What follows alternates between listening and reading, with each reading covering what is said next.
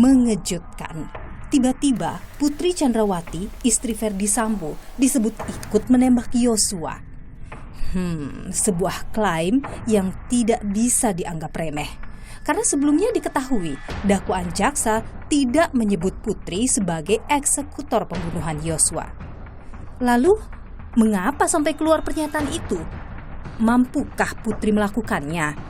Serangkaian tanda tanya yang akan saya cari jawabnya.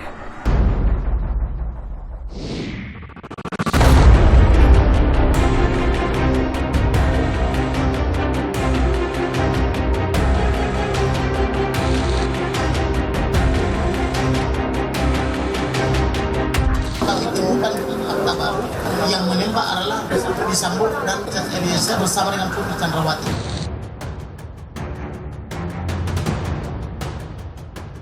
Saudara, kami mendapatkan dokumen eksklusif hasil analisis psikologi forensik Putri Chandrawati. Ada poin menarik yang kami dapatkan. Putri ini dikenal orang yang baik dan juga penyayang. Saya ingin mengaitkan ini dengan statement terakhir yang muncul dalam persidangan bahwa Putri Chandrawati ikut menembak Yosua.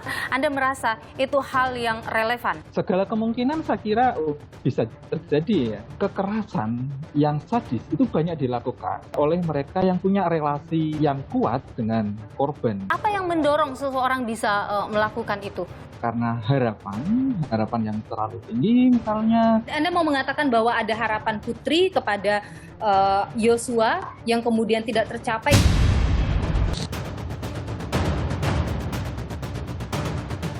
Kita buka semuanya. Yang tidak salah apakah harus dihukum? Siapa yang tidak salah di sini? Nanti kita lihat di putusan pengadilan. Dan ketika ia kemudian terseret sebagai pelaku dan didakwakan dengan pasal 340, itu benar atau dia justru adalah korban di sini?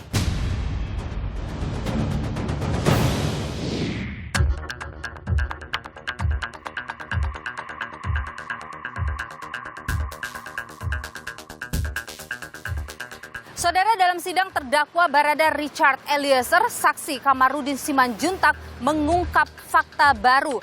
Berdasar informasi yang diterima oleh pengacara keluarga Brigadir Yosua ini menyebut bahwa penembak Yosua ada 3, yakni Richard Eliezer, Ferdy Sambo, dan Putri Chandrawati.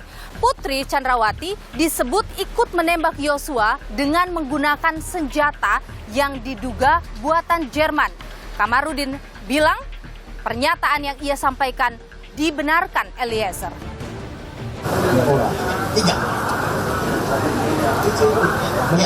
Ya, karena ada menggunakan senjata yang diduga buatan Jerman.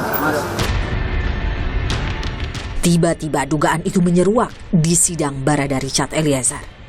Pengacara keluarga Brigadir Yosua, Kamarudin Simanjuntak, menuding Putri Chandrawati ikut menembak Brigadir Yosua. Meski Kamarudin nampak yakin, namun hakim meragukan. Lalu kami jelaskan itu kepada penyidik.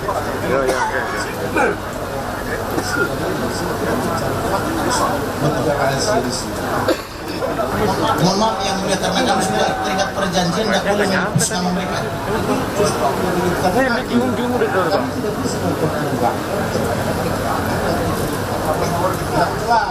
Baik, dan menurut saya memahami yang mulia, tetapi saya juga harus komitmen dengan janji saya.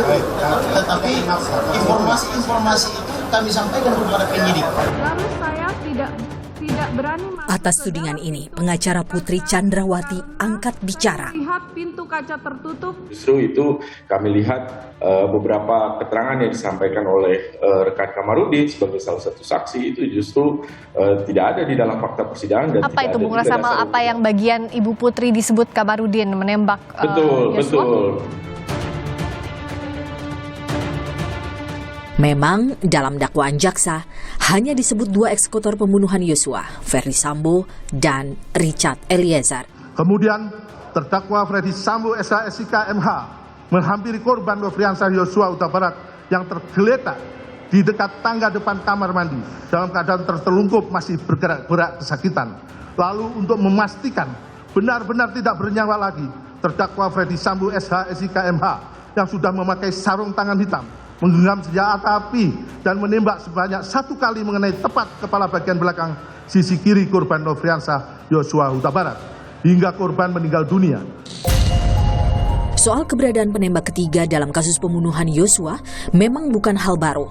Ketua Komnas HAM pernah menyampaikan kemungkinan itu. Tapi kami menemukan bukti-bukti dari otopsi maupun otopsi ulang maupun uji balistik bahwa jenis pelurunya bukan satu. Ya. Karena itu tidak mungkin dari senjata yang satu, tapi pasti dari lebih dari satu senjata. Lebih dari satu senjata, lebih dari 2 senjata.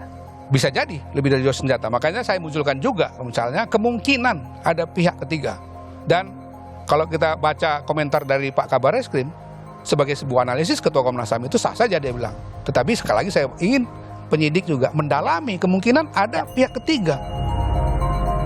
Bersama dengan Ferdi Sambo, Putri Chandrawati sendiri didakwa pasal pembunuhan berencana. Hukumannya penjara seumur hidup atau paling lama 20 tahun.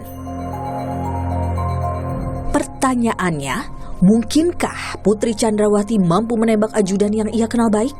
Atau benarkah ia menjadi salah satu aktor utama pembunuhan Brigadir Yosua? Sejauh mana pula peran Putri Chandrawati dalam kasus pembunuhan sang ajudan? Niluh mencari jawaban.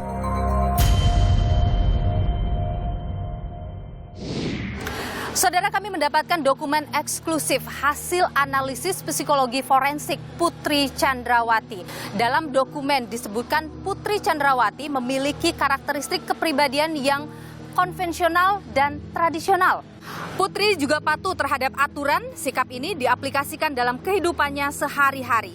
Meski memiliki cukup banyak asisten rumah tangga dan berpendidikan tinggi yang memungkinkan ia memiliki karir sendiri, Putri memilih tinggal di rumah dan tak segan menjalankan peran domestik yang umum dikerjakan oleh perempuan seperti memasak dan mengurus pakaian anggota keluarga lainnya.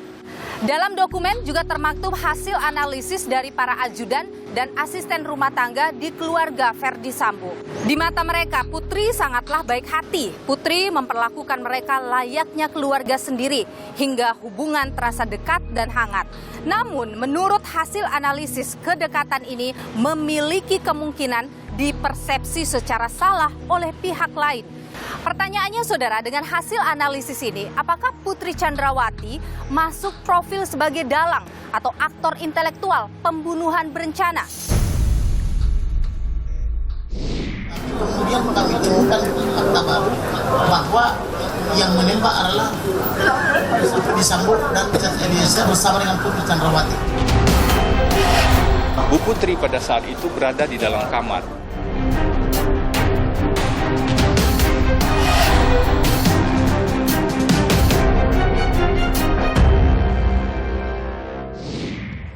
Saudara, kita gali lebih jauh soal potensi Putri Chandrawati menjadi aktor intelektual atau dalang pembunuhan berencana terhadap ajudannya sendiri, yaitu Yosua Huta Barat. Dan juga apakah mungkin seorang Putri Chandrawati bisa menembak orang yang ia kenal baik, yaitu Yosua Huta Barat, seperti yang ditudingkan oleh Kamarudin Simanjuntak, pengacara keluarga Brigadir Yosua. Saya sudah bersama dengan Fatul Lubabin Nukul, psikolog forensik dari UIN Maulana Malik Ibrahim Malang. Pak Lubab, apa kabar? Baik, Mbak. Pak Lubab, kami mendapatkan dokumen hasil tes psikologi forensik dari Putri Chandrawati, termasuk juga sejumlah ajudan dan juga keluarga. Ada poin menarik yang kami dapatkan di situ, yaitu bahwa Putri ini dikenal orang yang baik dan juga penyayang.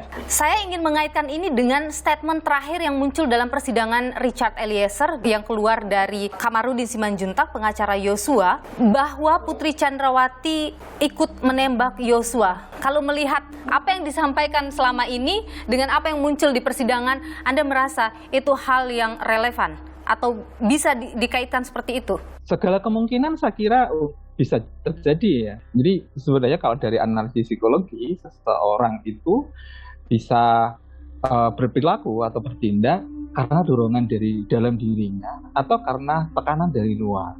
Dua hal sumber ini yang harus ditimbang, saya kira, dilihat, sehingga kita tidak bias dalam menilai tindakan seseorang. Bahkan membunuh orang yang ia kenal baik, begitu? Dari catatan persidangan misalnya, bukan persidangan untuk ini, di kasus-kasus yang lain, kekerasan yang sadis itu banyak dilakukan oleh mereka yang punya relasi yang kuat dengan korban, gitu ya. Artinya bahwa kemungkinan ini sangat mungkin, gitu kan, sangat mungkin terjadi orang yang punya relasi yang dekat, yang harmonis sebelumnya, menjadi orang yang sadis. Oke, apa yang mendorong seseorang bisa melakukan itu? Faktornya pertama bisa karena harapan yang terlalu tinggi misalnya. Bahkan membunuh orang yang ia kenal baik, begitu? Kekerasan yang sadis itu banyak dilakukan oleh mereka yang punya relasi yang kuat dengan korban, gitu ya. Artinya bahwa kemungkinan ini sangat mungkin, gitu kan. Oke, apa yang mendorong seseorang bisa melakukan itu? Pertama bisa karena harapan yang terlalu tinggi misalnya. Anda mau mengatakan bahwa ada harapan Putri kepada Yosua yang kemudian tidak tercapai, itu yang bisa mendorong Putri bisa misalnya merencanakan satu pembunuhan gitu? Salah satunya itu. Oke. Tapi mungkin boleh saya koreksi bahwa ini bukan untuk kasus yang ini saja. Artinya bahwa ini adalah relasi antara harapan dan kenyataan itu bisa terjadi pada siapapun yang mempunyai hubungan yang kuat. Oke, kalau saya baca hasil analisis ya psikologi forensik dari Putri Chandrawati, di situ disebutkan bahwa Putri memiliki ciri kepribadian yang independen dan belum menunjukkan kematangan, mudah terbawa suasana hati. Kemudian ada juga mudah diperintah oleh orang lain yang memiliki power. Kalau Anda membaca dari dua hal tadi itu, apakah Putri bisa mengotakinya atau memberikan ide kepada suaminya untuk membunuh, atau Putri cenderung nurut pada suaminya atas rencana pembunuhan itu? Dengan tipe yang seperti itu, saya kira lebih akan mengarah pada Putri adalah pelaksananya.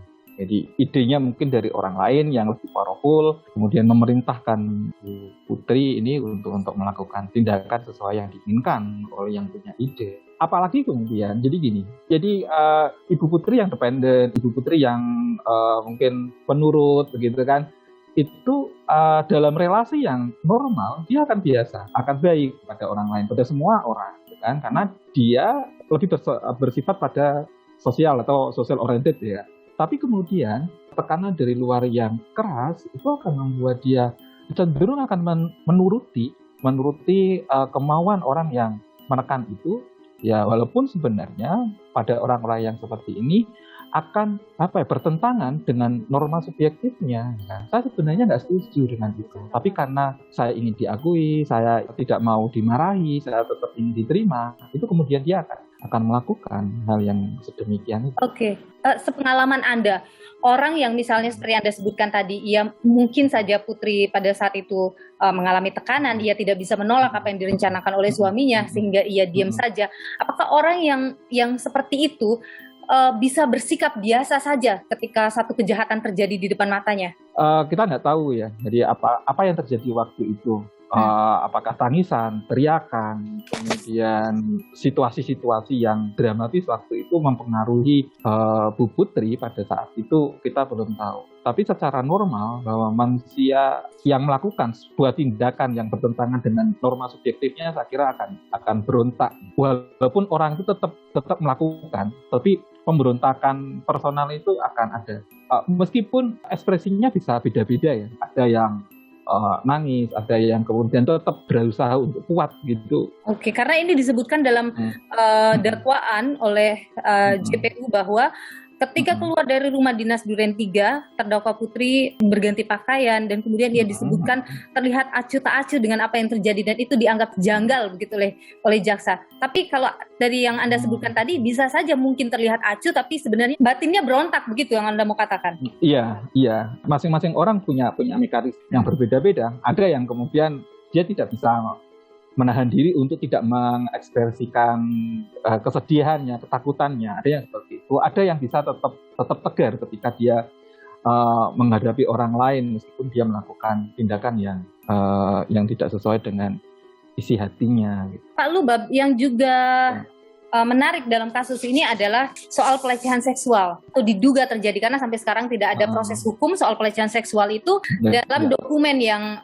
kami terima, di situ disebutkan setelah proses pelecehan seksual itu terjadi, Putri kemudian bertemu dengan Yosua selama kurang lebih 15 menit berbicara di dalam. Apakah mungkin orang yang menjadi korban pelecehan seksual itu bisa bertemu dan berbicara empat mata dengan pelakunya? Bisa jadi. Cuman terminologi pelecehan seksual dalam kasus ini perlu kepastian lagi ya. Tapi secara konsep, secara teoritis bisa, sangat mungkin bahwa relasi antara korban dengan pelaku itu masih bisa berkomunikasi, atau mungkin bisa ketemu, atau mungkin ada negosiasi tertentu yang bisa terjadi. Kasus pelecehan seksual itu kasus yang lebih unik dibandingkan misalnya kekerasan yang lain. Kalau misalnya kekerasan fisik, korban akan menghindari pelakunya itu ya, atau misalnya pencuri gitu kan, korban akan menghindari si pencurinya misalnya itu. Tapi untuk pelecehan seksual enggak. Umumnya lebih banyak terjadi pada orang-orang yang punya relasi. Jadi yang di jalan itu jumlahnya lebih sedikit dibandingkan orang yang punya relasi. Nah, karena sudah punya relasi itulah yang mungkin ada beberapa hal yang perlu dibicarakan, atau permintaan maaf atau apa, atau kita nggak tahu waktu itu, sehingga tetap aja bisa terjadi antara dua orang ini itu untuk berkomunikasi gitu. Baik Pak Lubab. Pak Lubab, saya juga ingin melihat hasil analisis lainnya, yaitu bahwa Putri ini hubungan antara atasan dan bawahan, sebenarnya kan ini dia dengan ajudannya gitu, itu sangat dekat, sangat seperti bahkan tidak ada batasan, ia memperlakukan semua ajudannya sama dan lain sebagainya. Yang ingin saya tanyakan, hal-hal yang kemudian tidak ada garis tegas antara atasan dan bawahan, apakah itu bisa menimbulkan masalah? Secara umum kalau menurut saya enggak sebenarnya ya.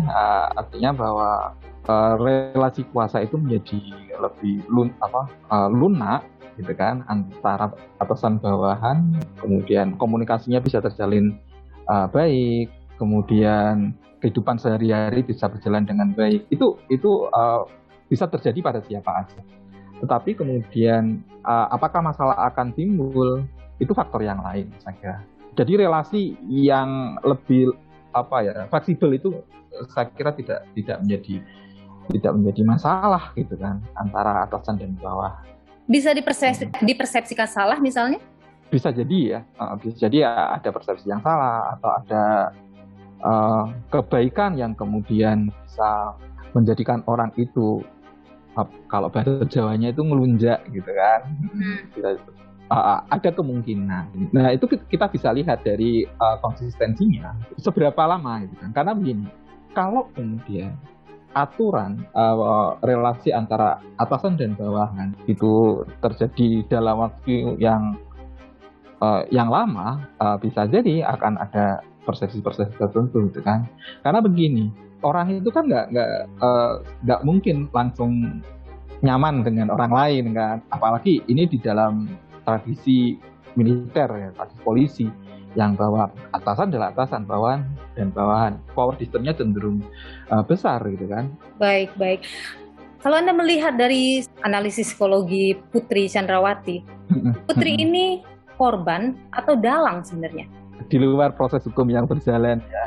Kalau melihat karakternya ya, ini kan kita menggunakan analisis data, bukan fakta yang sesungguhnya di lapangan. Susah sih saya kira di posisi Bu Putri gitu kan. Karena tentu dia lebih menghadapi tekanan-tekanan yang cukup kuat. Yang meninggal adalah orang yang gak kenal, yang kemudian yang pelakunya adalah suaminya sendiri. Ini cukup membuat siapapun akan mengalami hal yang tertekan gitu. Baik, terima kasih Pak Fatul Lubabin Nukul atau Pak Lubab, psikolog forensik dari UIN Maulana Malik Ibrahim Malang. Terima kasih, sehat selalu.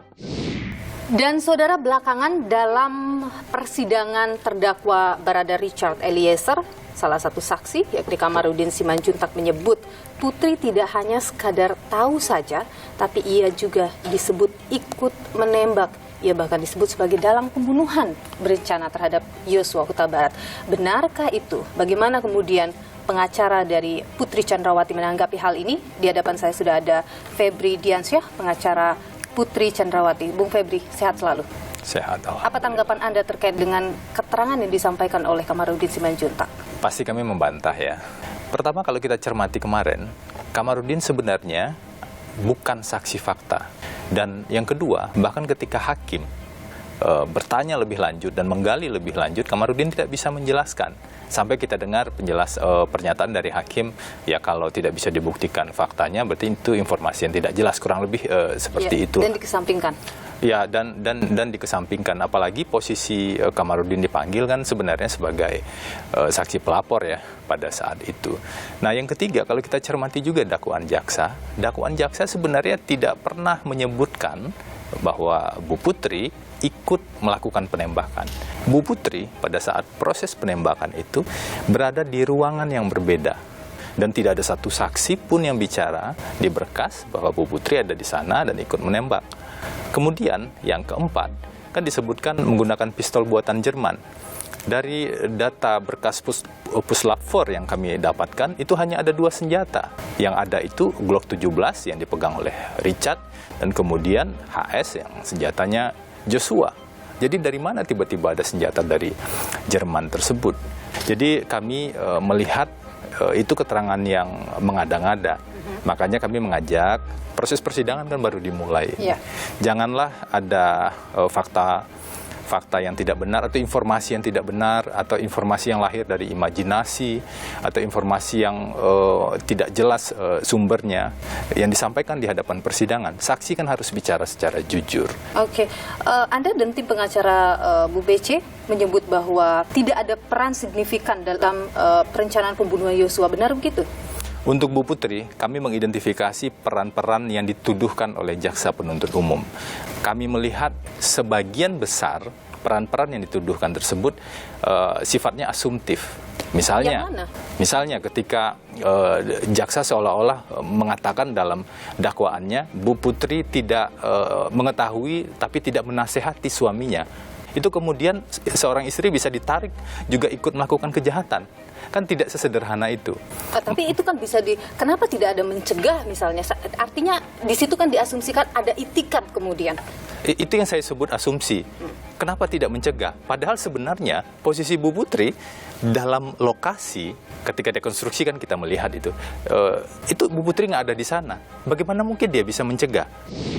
Setelah itu, terdakwa Richard Eliezer Pudium Lumiu yang menerima penjelasan tersebut merasa tergerak hatinya untuk turut menyatukan kehendak dengan saksi Perdi Sambo. Di saat yang sama, perkataan saksi Perdi Sambo itu juga didengar saksi Putri Chandrawati yang langsung keluar dari kamarnya menuju sofa dan duduk di samping Perdi Sambo sehingga ikut terlibat dalam pembicaraan antara saksi Perdi Sambo dan terdakwa Richard Eliezer Pudium Lumiu. Selanjutnya, saksi Perdi Sambo mengutarakan niat jahatnya dengan bertanya kepada terdakwa Eliezer Pudium Lumiu, "Berani kamu tembak Yosua?" Saya mau tanya dulu, Anda menganggap bahwa ini tidak benar apa yang didakwakan oleh jaksa ini? Sebelum saya jawab, saya mau tanya balik. Bagaimana kalau keterangan itu hanya didukung oleh satu bukti saja? Satu saksi saja. Hanya keterangan Richard Eliezer maksud Anda? Ya, yang pasti dari berkas perkara yang kami temukan hanya ada satu saksi tunggal di sana. Dan ada satu azas di dalam hukum, satu saksi bukanlah saksi. Bukan hanya hukum Indonesia itu. Itu azas yang... Meskipun dia adalah, kalau saya katakan dia adalah saksi utama karena dia yang ada dalam peristiwa penembakan itu. Bagaimana kalau disebut dia adalah pelaku? Makanya ada istilah justice kolaborator. Pelaku yang berkolaborasi. Berkolaborasi untuk apa? Untuk keadilan. Dan itu yang dilakukan oleh Eliezer. Menurut Anda? Makanya kami selalu katakan, seorang GC kita hargai, tapi seorang GC punya kewajiban. Satu, dia harus mengakui perbuatannya. Yang kedua, seorang GC harus jujur, harus konsisten. Bagaimana kalau ternyata nanti terbukti bahwa seseorang yang ingin mendapatkan GC, dia tidak konsisten keterangannya, berubah-ubah. Anda mau mengatakan bahwa karena Eliezer 4 kali mengubah keterangannya, jadi itu perlu untuk dipertimbangkan dan itu juga hal yang meragukan? Saya belum sampai ke sana mengatakan, karena kita masih lihat nanti dalam proses persidangan. Tapi poinnya adalah bahwa kita menghargai GC, namun GC itu bukan untuk menyelamatkan diri sendiri. Itu. Bung Febri, Anda juga atau tim pengacara Putri Chandrawati itu juga menyebut bahwa jaksa tidak menguraikan secara jelas peristiwa yang terjadi di Magelang yang harusnya itu jadi perhatian. Kurang lebih seperti itu yang kemudian Anda dan pengacara Putri sampaikan. Apa relevansi antara kejadian di Magelang dengan peristiwa pembunuhan yang saat ini sedang dalam persidangan? Di dakwaan itu ada beberapa fakta yang hilang. Apakah itu dihilangkan secara sengaja atau dianggap tidak relevan menurut jaksa? Mungkin jaksa yang lebih tepat menjawab itu. Satu, peristiwa di Magelang. Bagian yang paling krusial sebelum peristiwa tersebut. Pelecehan seksual. Ketika ada dugaan kekerasan seksual. Terkait dugaan kekerasan seksual, setelah kami baca berkas perkara, ternyata bukan hanya dari satu keterangan saksi saja. Bukan hanya dari satu keterangan Bu Putri saja. Ada 4 bukti di sana. Keterangan Bu Putri satu hal itu ya. Kemudian ada hasil pemeriksaan psikologi forensik. Bukan hanya terhadap Bu Putri, tapi terhadap seluruh tersangka dan korban secara tidak langsung. Itu juga sudah kami pelajari. Kemudian ada keterangan ahli psikolog yang menjelaskan hasil asesmen tersebut. Dan ada yang kita sebut dengan bukti petunjuk bahwa setelah peristiwa di kamar, Bu Putri ditemukan oleh saksi, pembantu rumah tangganya, dan bukan satu orang, lebih dari satu orang, ada 2 orang, dalam keadaan tergeletak tidak berdaya, setengah pingsan. Saya tidak tahu, tapi saya disuruh Om Kuat untuk Bi Susi itu cek ibu ke atas gitu. Saya keburu-buru naik, terus nemuin ibu kayak gitu tergeletak di depan kamar mandi dalam keadaan tidak berdaya, kaki dingin, badan dingin. Setelah ditemukan dibawa ke kamar, dan kamar keadaannya juga acak-acakan. Itu bukti petunjuk pasca. Nah, dalam konteks kekerasan seksual kita memang perlu sangat hati-hati untuk memilah siapa yang korban, siapa yang bukan korban. Itu keterangan dan Anda saja. merasa dengan 4 bukti itu Anda bisa membuktikan bahwa pelecehan seksual itu terjadi? Minimal 4 bukti. Kita kan belum ikuti proses persidangan. Visum, nah itu memang ada persoalan. Ini yang kemudian menimbulkan keraguan-raguan akan kebenaran terjadinya kekerasan seksual yang disebutkan itu. Kalau saya melihat persoalannya bukan soal visum ada atau tidak ada. Memang secara hukum ini ada catatan ya. Tapi persoalan yang paling utama yang membuat orang-orang ragu adalah karena ada fase skenario tadi. Oke, ada fase skenario, ada yang salah di sini, ada yang keliru dan sudah diakui dan akan mempertanggungjawabkan. Tapi ada satu fase lagi yang betul-betul harus kita lihat secara objektif. Dan ketika ia kemudian terseret sebagai pelaku dan didakwakan dengan pasal 340, itu benar atau dia justru adalah korban di sini? Dakwaan itu adalah proses awal dalam proses persidangan. Itu yang akan diuji. Apakah pantas, apakah etis kalau seorang kuasa hukum ketika proses pembuktian belum berjalan sudah menyimpulkan harusnya ini terpenuhi, harusnya ini tidak terpenuhi. Meskipun kami punya analisis, tapi kami wajib menahan analisis itu. Anda? Kami wajib menahan itu dan kami wajib untuk mengikuti proses persidangan ini. Ini penghormatan kita terhadap proses persidangan. Ini penghormatan kita terhadap independensi Jadi dan Anda sendiri imparsialitas ragu hakim. apakah klien Anda salah atau tidak salah dalam peristiwa Bukan ini? soal ragu, tapi proses yang harus kita lewati. Mari kita jaga dan kawal bersama-sama secara objektif. Tentu kita semua akan mengawalnya. Terima kasih Bung Febri Diansyah, pengacara Putri Chandrawati. Terima kasih. Baik, kepada saudara terdakwa, apakah saudara bagaimana terhadap keterangan saksi ini? Benar atau ada yang salah atau sebagian benar, sebagian salah? Mohon izin yang mulia, untuk keterangan dari saksi Pak Kamarudin juga benar. Sudah benar semua ya? Siap. Baik. Saudara, pernyataan Kamarudin Simanjuntak dalam sidang terdakwa Richard Eliezer menyebutkan ada fakta baru Putri Chandrawati ikut menembak Yosua.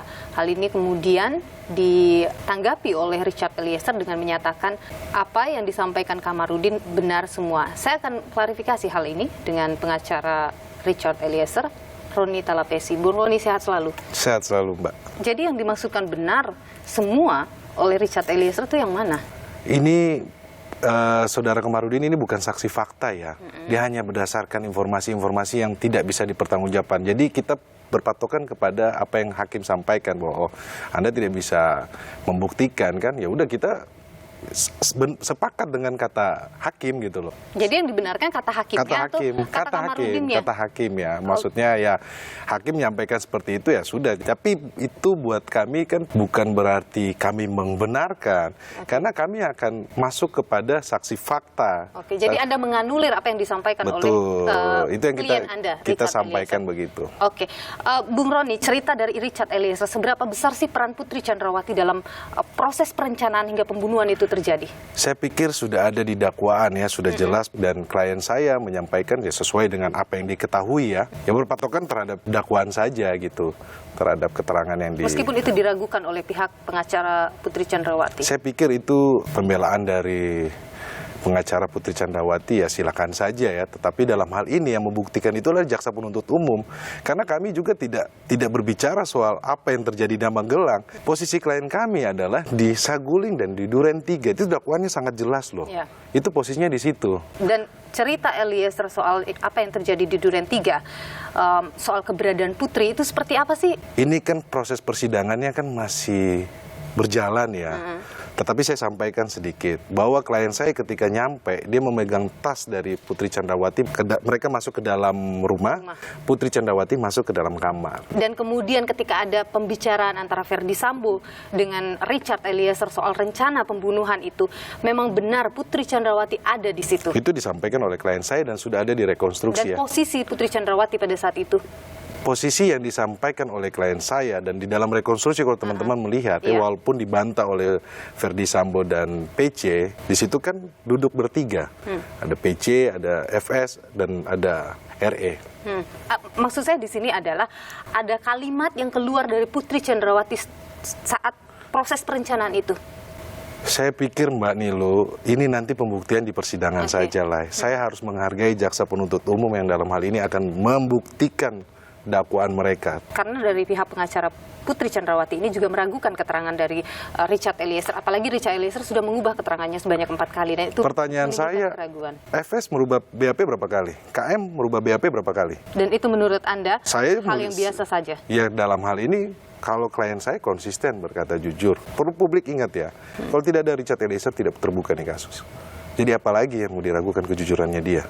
Iya kan? Untuk membenarkan atau untuk mengamankan dirinya sendiri misalnya? Oh tidak, ini kan harus dibuktikan dengan alat bukti yang lain.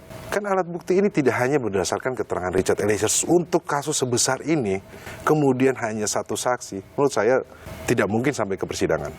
Oke, saya berbicara dari Saguling ke Duren 3. Seberapa besar peran Putri menurut Richard Eliezer? Ya, ketika dipanggil, kemudian perintah itu datang, Richard nggak lama turun, Putri juga pun turun, mereka naik mobil, kemudian dipanggillah Richard untuk berlengan ke Duren 3 ya. Iya, karena begini, Ferdy Sambo sudah membantah keterlibatan Putri, tapi Richard Eliezer menyebutkan keterlibatan Putri. Saya pikir nanti di persidangan lah, nanti dibuktikan Mbak Nilu. Terlalu dini, kalau saya sampaikan semuanya ini, nanti tugasnya jaksa penuntut umum bagaimana? Saya harus menghargai ya rekan-rekan jaksa penuntut umum. Hal ini harus mereka buktikan. Selama ini, Bung Roni, dari yang mungkin Anda sudah ngobrol dengan Richard Eliezer, Putri Chandrawati di mata Richard Eliezer itu bagaimana? Putri Chandrawati di mata Richard Eliezer, pimpinan yang baik. Beliau juga care juga terhadap ajudan yang lainnya. Tidak ada hal yang aneh-aneh. Hal yang baik ya, bahwa peduli terhadap anak buah, kemudian care, seperti itu. Tapi perlu diketahui bahwa klien saya ini kan yang paling junior, baru 6 bulan. Kemudian pangkat paling rendah. Untuk hal-hal yang lain yang di luar pekerjaannya dia, tentunya dia tidak akan bertanya. Kalau bahasa ininya kan nggak mungkin kepo, ya kan. Sebatas pekerjaannya aja. Kalau dikasih pekerjaan dia bertanggung jawab, dia selesaikan. Terhadap senior-senior yang lain dia tidak berani bertanggung jawab. Tetapi kalau hal-hal yang sepengetahuannya dia, ya dia sampaikan. Itu yang dituangkan kan dalam BAP. Nanti kita lihat bahwa nanti majelis hakim pasti akan menggali keterangan dari klien saya tentang situasi. Jadi menurut klien Anda, Putri Chandrawati ini baik, penyayang, bertolak belakang ketika kemudian ia menjadi perencana pembunuhan ini? Ya kita nggak tahu ada apa kan, makanya kan di sini terbukti bahwa klien saya tidak tahu ada apa ini sebenarnya masalah yang terjadi kan. Tetapi sepengetahuannya dia ini baik-baik saja. Klien Anda pernah menyebut misalnya Putri adalah dalang dari pembunuhan ini? Saya pikir tidak ada ya di dalam berita acara pemeriksaan ya. Baik, Bung Roni Talapesi, pengacara Richard Eliezer, terima kasih sudah berbagi informasi di Nila. Sehat selalu. Terima kasih. Saudara, kalau kita melihat kasus pembunuhan Brigadir Yosua Huta Barat yang sedang bergulir saat ini, Verdi Sambo disebut sebagai otak pembunuhan. Dan pembunuhan ini diklaim oleh pengacara keluarga Verdi Sambo terjadi karena adanya peristiwa pelecehan seksual terhadap Putri Chandrawati yang dilakukan oleh Yosua di Magelang. Tidak hanya sampai di sana, saudara. Dalam persidangan terdakwa Richard Eliezer, Kamarudin Simanjuntak menyebut Putri Chandrawati ikut menembak Yosua Huta Barat. Mungkinkah itu bisa dibuktikan? Kita gali hal ini bersama dengan saya sudah hadir pakar hukum pidana Universitas Sudirman Purwokerto, Profesor Hibnu Nugroho. Prof. Hibnu, sehat selalu. Iya, sehat selalu. Prof, dalam persidangan Putri Chandrawati disebut menembak Yosua, meskipun kemudian hakim mengesampingkan hal itu karena dianggap tidak jelas keterangan yang disampaikan oleh Kamarudin ini. Ya, ini menarik sekali dan ini menjadikan suatu hati-hati ketika memberikan suatu kesaksian. Bahwa kesaksian itu harus diberikan dalam itikat baik. Bagaimana mengukur itikat baik atau tidak baik itu? Ini yang jadi masalah. Jadi kalau seandainya seseorang memberikan keterangan, ternyata keterangan itu bermotif tidak baik, mengukur, ini kan tergantung hakim. Dan tergantung para pihak yang bersangkutan, yang menilainya. Para pihak itu ya keluarga korban, mungkin penasihat hukum, itu berpotensi menjadi masalah hukum, Pak. Contoh kasus waktunya kasus Ahok. Dan itu. Tapi dalam undang-undang dikatakan, laporan-laporan yang kaitannya keterangan yang tidak didukung dengan bukti yang ada tadi, itu adalah setelah perkara ini selesai. Inilah makanya hati-hati sekali ketika memberikan suatu keterangan di dalam suatu persidangan. Oke, Prof. Hibnu, kami mendapatkan dokumen hasil analisis psikologi forensik dari Putri Chandrawati dan juga saksi-saksi yang lain. Yang ingin saya tanyakan ke Anda, apakah hasil analisis psikologi forensik itu bisa memengaruhi nanti vonis dari hakim? Ya, kita kembali pada teori hukumnya dalam suatu pembuktian. Kalau suatu keterangan saksinya adalah mengikat hakim, nilainya mengikat. Tapi kalau keterangan ahli, apalagi psikologi forensik, itu adalah keterangannya bebas. Artinya, hakim bisa memakai, bisa tidak. Kenapa? Karena ilmu ini bukan ilmu hukum, ilmu psikologi. Sehingga di sini hakim melihatnya adalah suatu konfigurasi dari keterangan saksi sampai hasil psikologi forensik tadi. Kalau memang dari hasil psikologi forensik tadi ada suatu bukti, baru hakim melihat, oh ini berarti keterangan ahli adalah bernilai. Tapi ketika ternyata tidak bernilai. Inilah keistimewaan dalam suatu pembuktian kita. Ingat, dalam suatu pembuktian bernilai apabila selaras sesuai dengan antara bukti satu dengan bukti yang lain. Antara keterangan saksi satu dan saksi yang lain. Ya. Prof, yang menarik juga dalam kasus ini adalah soal pelecehan seksual yang disebutkan oleh pengacara atau pihak dari Verdi Sambo terjadi, yang kemudian itulah yang memicu terjadinya pembunuhan terhadap Brigadir Yosua Huta Barat. Mungkinkah itu akan dipertimbangkan oleh hakim nantinya untuk mengurangi misalnya hukuman terhadap para terdakwa pembunuhan berencana ini? Kita kembali pada suatu tindak pidana, pasti ada motif. Pasti. Karena motif ini akan menjadikan suatu kerangka kenapa sampai terjadi pembunuhan. Apakah memang betul melecehkan? Itu.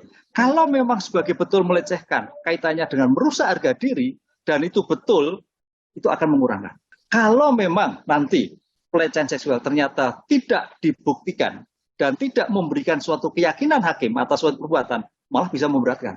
Tapi Prof, dalam kasus pelecehan seksual ini, saksinya itu adalah Putri Chandrawati sendiri, karena tidak ada orang yang melihat. Koreksi kalau saya salah, tidak ada hasil visum juga, tetapi ada keterangan saksi ahli begitu, yang mendukung keterangan Putri bahwa ia trauma karena pelecehan seksual. Dan menurut Anda, unsur itu bisa nanti dibuktikan bahwa terjadi pelecehan seksual? Di dalam Undang-Undang Kekerasan Seksual, keterangan korban itu sebagai bukti. Satu. kalau memang ada ahli yang menyatakan bahwa memang itu ada pelecehan seksual, sudah memenuhi kualifikasi 2 alat bukti berarti. Itu 2 alat bukti. Sehingga dari 2 alat bukti antara keterangan dari korban dan didukung alat bukti yang ada, itu sekarang pertanyaannya hakim yakin atau tidak. Karena dalam pembuktian kita itu menganut negatif weight. Weight itu memastikan 2 alat bukti, negatif keyakinan. Artinya nanti hakim menguji, oh ini ada pelecehan seksual, oh ini tidak. Itu kompetensi pada ranah hakim majelis untuk keyakinan antara keadaan keterangan si korban dan bukti pelecehan yang dimaksud. Dan Prof, kalau misalnya Anda melihat kesaksian-kesaksian, kemudian juga melihat eksepsi dari para terdakwa, Anda melihat ada hal yang mungkin akan bisa meringankan Putri Chandrawati dari pasal 340, pembunuhan berencana itu? Ya, hal yang meringankan begini, seorang ibu ya harus menunjukkan ketidakmampuan menghalangi. Sehingga kalau ada ketidakmampuan untuk menghalangi, ketidakmampuan untuk mencegah dan sebagainya, itu saya kira bisa hal yang suatu bisa mengurangi. Termasuk diantaranya adanya kemauan untuk memperlihatkan motif kenapa sampai terjadi kejahatan seperti itu. Baik, Profesor Hibnu Nugroho, pakar hukum pidana Universitas Sudirman Purwokerto, terima kasih sudah berbagi informasi di program Nilu. Sehat selalu, Prof.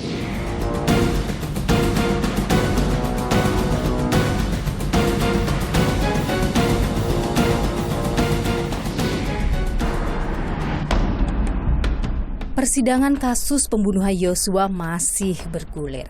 Saksi-saksi dihadirkan, fakta-fakta diungkapkan. Ada yang mengejutkan, ada pula yang masih jadi teka-teki, butuh dicari bukti. Tapi apapun itu, harus dijaga kesakralan persidangan. Tampilkan semua dengan kejujuran.